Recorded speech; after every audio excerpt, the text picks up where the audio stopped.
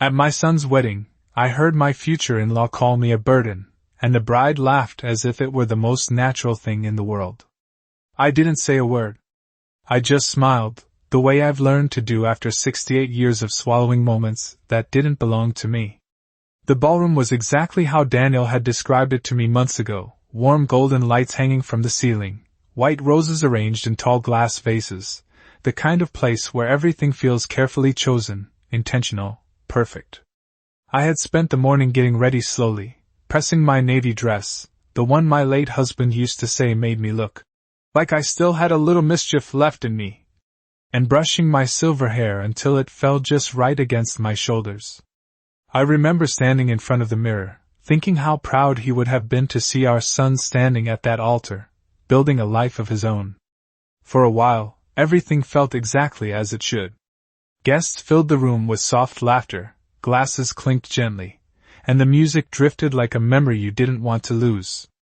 I took my seat quietly, noticing how my name card had been placed slightly off to the side, not at the family table where I expected, but I told myself it didn't matter.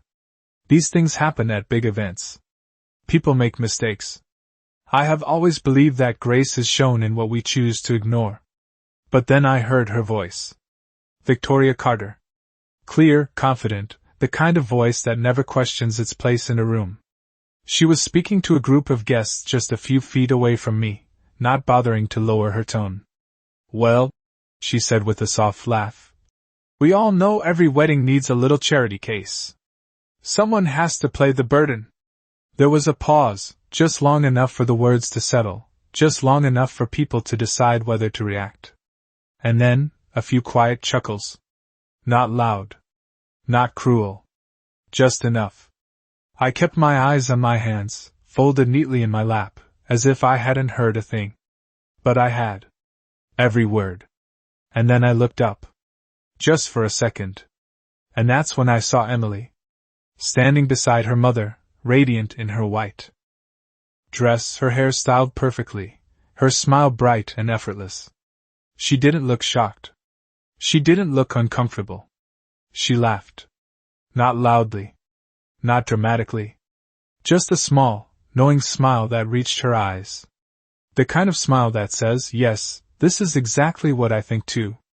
I felt something shift inside me then. Not break. Not shatter. Just shift.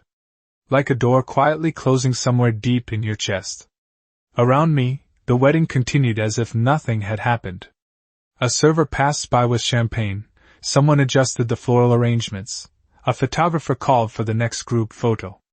Life moved forward, smooth and uninterrupted. And I sat there, still smiling, still composed, realizing that the most important moment of the day hadn't happened at the altar. It had already happened. And almost no one had noticed. I remained in my seat long after the laughter faded, holding on to that same composed smile as if it were something I could anchor myself to. The music shifted into a softer melody, and people began moving toward the center of the room, their conversations blending into a gentle hum that made everything feel almost normal again. Almost. I watched as Emily adjusted the lace at the edge of her sleeve, her movements calm and practiced, as if nothing unusual had just happened. Victoria leaned in to whisper something to her, and Emily nodded, her expression light, unbothered. For a moment, I wondered if perhaps I had misunderstood, if maybe the words had not been meant the way they sounded. But then I noticed the way a few guests glanced in my direction, quickly looking away when our eyes almost met. That quiet avoidance told me everything I needed to know. I folded my hands a little tighter in my lap and took a slow breath, steady and measured, the way I used to when Daniel was a little boy and came to me with problems he did not know how to solve. Back then, I always had the answers. I always knew how to make things right. I thought about those mornings when I would wake up before sunrise to pack his lunch, making sure his sandwich was cut just the way he liked, the crust removed because he once told me they made it harder to chew. I thought about the years I spent making sure he never felt less than anyone else, never felt like he had to earn his place in the world. And now here I was, sitting in a room filled with people, feeling exactly that. Less than. As if my presence needed to be explained, justified, tolerated. A server approached me with a tray of champagne glasses, offering one with a polite smile.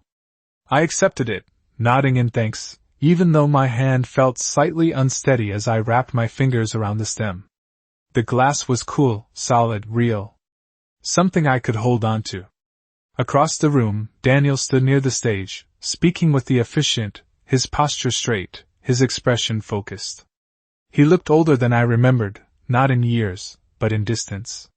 There was a time when he would scan every room until he found me, just to make sure I was there. Today, he had not looked my way once. I told myself that weddings are busy, that there are 100 small details pulling a person in every direction. But a quiet voice inside me asked a different question. When did I stop being one of those details that mattered? I lifted the glass to my lips but did not drink, simply holding it there as I watched the room continue without me. Laughter rose again from a nearby table, louder this time, freer, as if whatever had been said earlier had already dissolved into the air. But for me, it had not. It lingered, settling into the spaces between my thoughts, reshaping them slowly. I was not surprised, not entirely. There had been moments before this, small ones, easy to dismiss at the time. Conversations that stopped when I entered the room. Decisions made without asking me. Invitations that arrived late, or not at all. I had explained each one away, because that is what you do when you love someone. You protect the image you have of them, even when it begins to crack. But sitting there, in that beautifully decorated room, surrounded by people who all seemed to know exactly where they belonged, I realized something I had not allowed myself to see before. This was not a misunderstanding. This was not a single careless moment. This was a pattern. And today, it had finally been spoken out loud. The realization did not arrive all at once. It unfolded slowly, like something I had been trying not to see finally stepping into the light. I lowered the glass back onto the table beside me, untouched, and allowed my gaze to move across the room with a different kind of attention. Not as a mother admiring her son's wedding, but as someone quietly observing a story she had not been invited into. I noticed how Emily stood at the center of every conversation, her laughter easy, her presence unquestioned. People leaned toward her, not just because she was the bride, but because she belonged there in a way that felt effortless. Victoria remained close, guiding the flow of interactions with subtle gestures, a hand placed lightly on someone's arm, a quiet word spoken at just the right moment. Together they moved through the room like they had already built something solid, something established, long before this day had arrived. And then there was me. Positioned slightly outside the circle, acknowledged when necessary, but never truly included. It was not a single action that revealed it. It was the absence of small things. No one came to sit beside me. No one asked if I needed anything. No one said, "You must be so proud." I had always imagined that phrase being said to me on this day. I had rehearsed the simple answer I would give, something warm and modest, something that reflected the years I had spent raising Daniel on my own after his father passed. But no one asked. Instead, I became part of the background, like the floral arrangements or the soft music playing in the distance. Present, but not essential. I watched as the coordinator signaled for guests to begin gathering near the stage. The ceremony would start soon. Chairs were adjusted, conversations quieted, and the energy in the room shifted toward anticipation. I rose slowly, smoothing the fabric of my dress, and moved toward the back row, choosing a seat that allowed me to see everything without being seen too closely myself. From there, I had a clear view of the aisle, lined with white petals, leading to the place where Daniel would soon stand. I remembered the first steps he ever took, how he wobbled toward me with uncertain determination, his small hands reaching out as if he trusted that I would always be there to catch him. I had been there then. I had always been there. The music changed, signaling the beginning of the procession, and the room fell into a respectful silence. Guests turned their attention forward, their expressions soft with expectation. I felt that same quiet stillness settle around me, but inside, something continued to move. A question, perhaps. Or maybe an answer I had been avoiding. As the first members of the wedding party began to walk down the aisle, I realized that the moment I had been waiting for, the moment I had imagined for years, no longer felt like something I was part of. It felt like something I was witnessing from a distance. And for the first time, I did not try to close that distance. I simply sat there, watching carefully, understanding that whatever came next would not be a surprise. Not anymore. Daniel took his place at the altar with a composure that seemed almost rehearsed, his shoulders squared, his expression calm in a way that felt distant rather than steady. I studied his face carefully, searching for something familiar, something that belonged to the boy I had raised, but what I saw instead was a man who had learned how to stand still in a room without looking back. The officiant greeted him with a quiet nod, and Daniel returned it politely, his eyes drifting briefly across the guests before settling somewhere just above them, as if he had already chosen not to focus on any one person in particular. I wondered, just for a moment, if he had heard what I heard earlier. If those words had reached him the same way they reached me. But there was no sign of it. No tension in his jaw, no hesitation in his posture. Just that same controlled stillness. The music shifted again, softer now, more deliberate, and every head in the room turned toward the entrance. The doors opened slowly, and Emily appeared, framed by light, her dress flowing behind her in perfect lines, her expression glowing with a confidence that seemed untouched by anything that had happened before. Victoria stood beside her for a brief moment, adjusting the veil with careful hands, her face composed, proud, certain. Then she stepped back, allowing Emily to begin her walk down the aisle. The room seemed to hold its breath as she moved forward, each step measured, graceful, exactly as it had been planned. I watched her closely, not as a guest admiring the bride, but as someone trying to understand what had always been just out of reach. There was no hesitation in her gaze, no flicker of doubt or reflection. When she reached the midpoint of the aisle, her eyes lifted toward Daniel, and she smiled. It was a beautiful smile, the kind that photographs well, the kind that fills a room. And yet I could not forget the version of that smile I had seen only minutes earlier. Smaller. Sharper. Directed at me. The contrast settled quietly in my mind, not as a shock, but as confirmation. The ceremony began with gentle words about love and partnership, about building a life together, about respect and understanding. The officiant spoke with warmth, his voice steady and reassuring, weaving a narrative that felt comforting to everyone listening. I listened too, but not in the same way. Each word seemed to echo against what I had already experienced, creating a quiet dissonance that I could not ignore. Respect. Understanding. Support. They were beautiful words. Necessary words. But I found myself wondering who they were truly meant for. I shifted slightly in my seat, my hands resting calmly in my lap once again, and allowed my gaze to move between Daniel and Emily. They stood facing each other, perfectly aligned, perfectly composed, as if they had practiced this moment until there was no room left for anything unexpected. And yet, beneath that perfection, I sensed something unfinished. Not broken. Not yet. But incomplete in a way that could not be hidden forever.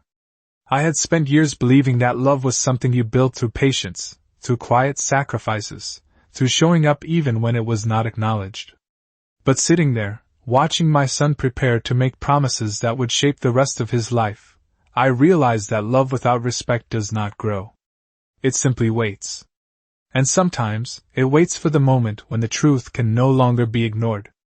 The officiant's voice continued, steady and reassuring, guiding them through words that were meant to carry weight, meant to mean something lasting, but I found myself listening not to what was being said, but to what was missing. Daniel repeated each phrase with careful precision, his tone even, his eyes fixed on Emily as if he were determined to hold on to the version of this moment that had been planned, the version that looked perfect from the outside. Emily followed, her voice soft, controlled, every word delivered with the kind of confidence that comes from knowing exactly how you are being seen. To anyone else in that room, it was beautiful. It was everything a wedding should be. But to me, it felt like watching a performance where the script had been memorized, but the meaning had been left behind somewhere else. I shifted slightly in my seat again, my gaze moving beyond the couple, scanning the faces around them. People were smiling, some dabbing at their eyes, others leaning closer to capture the moment on their phones. No one seemed to notice the small distance that had already formed beneath the surface, the quiet imbalance that had revealed itself long before the ceremony even began. Or perhaps they noticed, and simply chose not to see it. That, I have learned, is often easier. Choosing not to see. I felt a presence beside me and turned slightly to find an older woman settling into the empty chair next to mine, her movements gentle, her expression kind in a way that felt unfamiliar in that room. She offered me a small, understanding smile, the kind that does not ask questions but acknowledges something unspoken. For a moment, neither of us said anything. We simply watched together. Then, in a voice barely above a whisper, she leaned slightly toward me and said, "You are his mother, aren't you?" It was not a question that needed answering, but I nodded anyway. She glanced toward the front of the room, her eyes lingering briefly on Victoria before returning to me. "I have heard a few things today," she said quietly, choosing her words with care. "Not kind things." I held her gaze for a second, steady and calm, before looking forward again. "People say many things at weddings," I replied softly, my voice even measured. She hesitated, then continued, "It did not sound like a misunderstanding." There was no judgment in her tone, only a quiet honesty that felt almost out of place. I let her words settle, not rushing to respond, not dismissing them either. Because deep down, I already knew she was right. This was not confusion. This was not carelessness. This was intention, dressed in polite laughter and softened by the setting. "Sometimes," I said after a moment, "you do not realize how you are being seen until someone says it out loud." She nodded slowly, as if she understood more than she needed to explain. We fell into silence again, but it was a different kind of silence now. Not empty. Not isolating. Just quiet. As the officiant moved toward the final part of the ceremony, asking if anyone had reason to object, the question hung briefly in the air, formal and expected, something no one ever truly answers. The room remained still, respectful, waiting for the next step, for the ceremony to continue exactly as planned. I felt my hands rest lightly against each other, my breathing steady, my expression unchanged. I did not move. I did not speak. But somewhere within me, something had already shifted beyond return. And for the first time that day, I was not wondering what would happen next. I was waiting to see who else had finally begun to understand. The question lingered in the air longer than it should have, delicate and ceremonial, something most people expected to pass without consequence. "If anyone objects." The words were meant to be formal, almost symbolic, but in that moment they felt heavier, as if they carried a meaning no one had prepared for. I kept my eyes forward, my posture unchanged, but I became aware of a subtle shift in the room. Not visible at first, not obvious, but present in the way the silence stretched just a second too long. The officiant waited, his expression patient, his gaze moving briefly across the guests as if confirming what everyone already assumed. No one would speak. No one ever does. Emily's fingers tightened slightly around her bouquet, a movement so small it might have gone unnoticed by anyone who was not looking closely. Daniel stood still, but something about the stillness had changed. It was no longer the calm composure he had held earlier. It was quieter than that. He did not respond immediately when the officiant began to move forward, did not repeat the next line as expected. Instead, he remained where he was, his eyes no longer fixed on Emily. They had shifted slowly, deliberately, scanning the room in a way I had not seen him do all day. For a brief moment, his gaze passed over me without stopping, and I felt that same familiar distance, that same quiet separation. But then, just as quickly, his eyes returned. This time, they did not move away. It was not a dramatic gesture. Not sudden. Just a pause. A moment of recognition that seemed to settle between us without a word. I held his gaze calmly, not urging, not questioning, simply present in a way I had always been. Something in his expression softened, not with emotion, but with clarity, as if a thought he had been avoiding had finally taken shape. The officiant cleared his throat gently, attempting to guide the ceremony back on track, but Daniel did not immediately follow. Instead, he exhaled slowly, his shoulders lowering just slightly, as if he were releasing something he had been carrying without realizing it. A quiet murmur began to ripple through the guests, subtle but unmistakable, like the first sign of a shift in weather. Emily turned toward him, her smile faltering just enough to reveal uncertainty. "Daniel," she said softly, her voice still controlled, but no longer effortless. Victoria's expression changed as well, her posture straightening, her attention sharpening in a way that suggested she had sensed something she did not expect. Daniel did not answer right away. He looked at Emily, really looked at her, as if seeing her not just as she stood in that moment, but as she had been in all the moments leading up to it. Then, almost imperceptibly, his gaze moved again, this time toward Victoria, and something in his face shifted once more. Not anger. Not confusion. Just understanding. The kind that does not come from being told, but from finally noticing what has always been there. The room had grown completely still now, the kind of silence that no longer felt ceremonial, but real. Waiting. Watching. And for the first time that day, it was not me who felt out of place. It was the moment itself, suspended, uncertain, as if everything that had been carefully arranged was beginning to loosen at the edges. Daniel drew in a quiet breath, and when he spoke, his voice was steady, but no longer distant. It carried something else now. Something grounded. Something certain. And whatever came next, I knew it would not follow the script anyone in that room had expected. Daniel's voice did not rise, did not shake, but it carried through the room in a way that made every person turn toward him without being asked. "I need a moment," he said, and the simplicity of the words seemed to confuse the rhythm of the ceremony more than any dramatic interruption ever could. The officiant paused immediately, stepping back with a polite nod, unsure but respectful.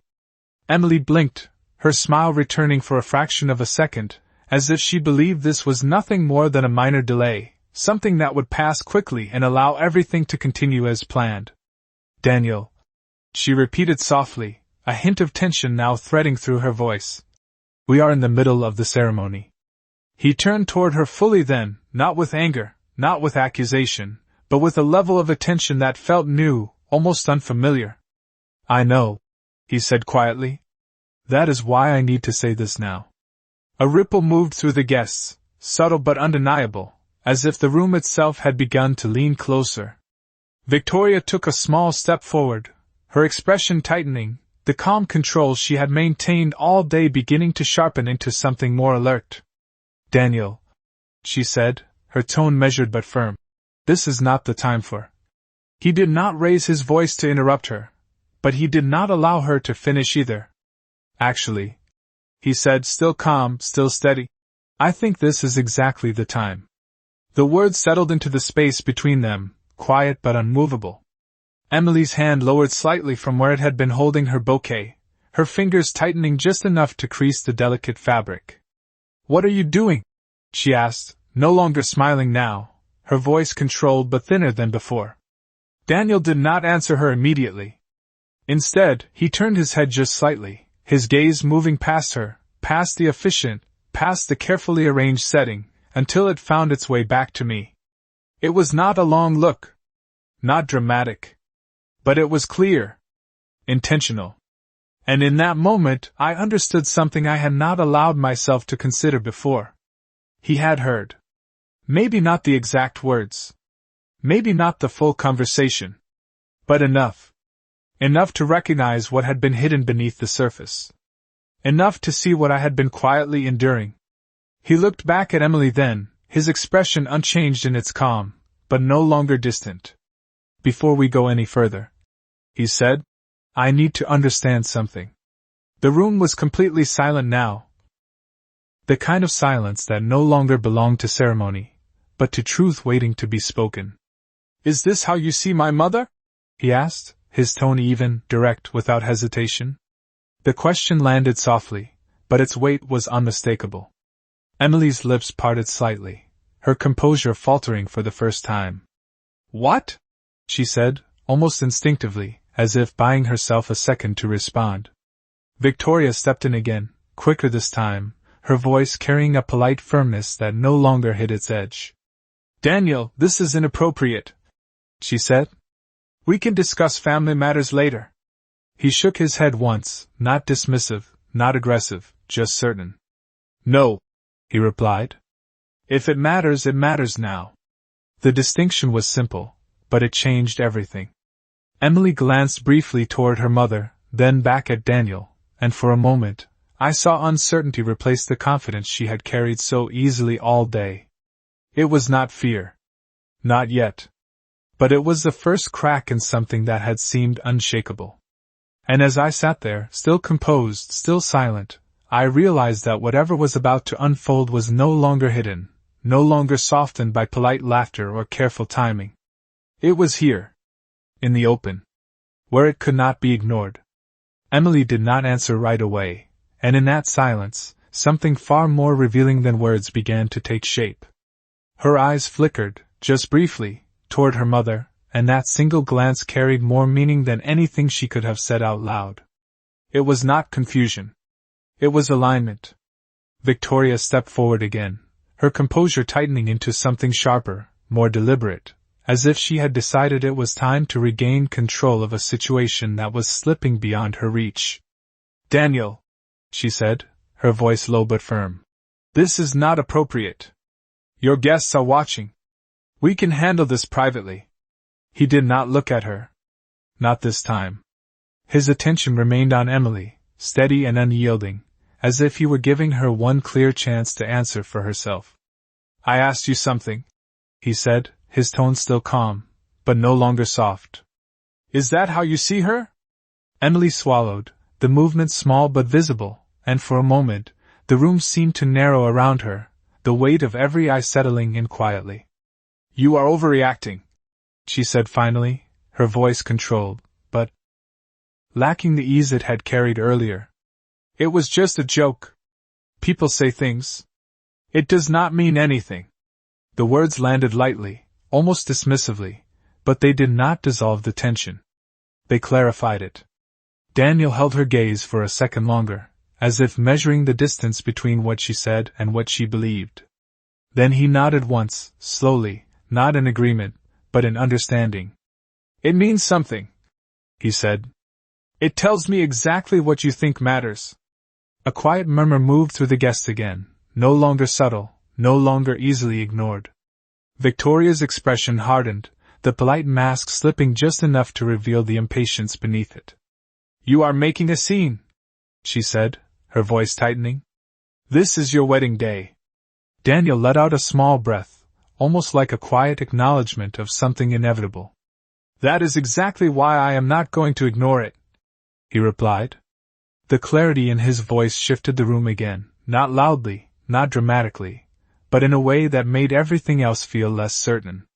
Emily's posture changed, just slightly, her shoulders drawing in as if she were recalculating, searching for a way to bring the moment back under control. "Daniel," she said, her tone softer now, more careful. "You are taking this too seriously. Let us just finish this and talk later." He shook his head again, once, the movement simple but final. "No," he said. "Because later, it becomes something we pretend did not happen." There was no anger in his voice, no raised tone, just a quiet refusal that carried more weight than any argument could have. He stepped back slightly then, not away from her, but out of the position he had been standing in, as if physically removing himself from the version of the moment that had been planned. The officiant shifted uncomfortably, unsure whether to speak, while the guests remained frozen in a kind of suspended attention, no longer part of a celebration, but witnesses to something real. Daniel looked at Emily one last time, not searching, not questioning, but certain now in a way that left no space for negotiation. "I cannot stand here," he said, "and promise a life built on respect, while ignoring what I just saw."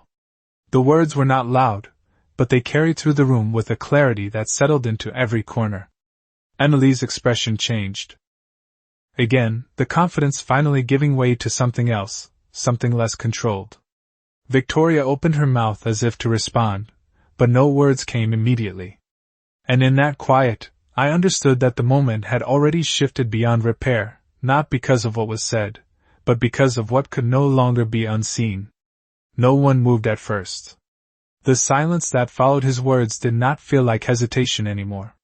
It felt like something final, something that had already made its decision before anyone could argue against it. Emily stood perfectly still, her bouquet lowered just enough to reveal the tension in her hands, her expression no longer controlled, no longer certain. Victoria's posture stiffened beside her, her composure now sharpened into something defensive, her eyes scanning the room as if searching for a way to reclaim what had just been lost. But there was nothing left to control. Not in that moment. Daniel did not look at either of them again. Instead, he turned slightly, his gaze finding its way back to me, not as a child seeking reassurance, but as a man who had finally chosen where he stood. It was a quiet look, steady and clear, and it carried something I had not seen in him for a long time. Not distance. Not avoidance. But presence. Real, undeniable presence. I held his gaze for a second, just long enough to acknowledge it, just long enough to let him know that I understood without needing to say a single word. Then he stepped down from where he had been standing, not hurried, not dramatic, simply removing himself from a place that no longer fit. The movement broke whatever remained of the illusion, and the room shifted with it. Guests began to murmur more openly now, voices low but no longer contained, the weight of what they had just witnessed settling into something they would not easily forget.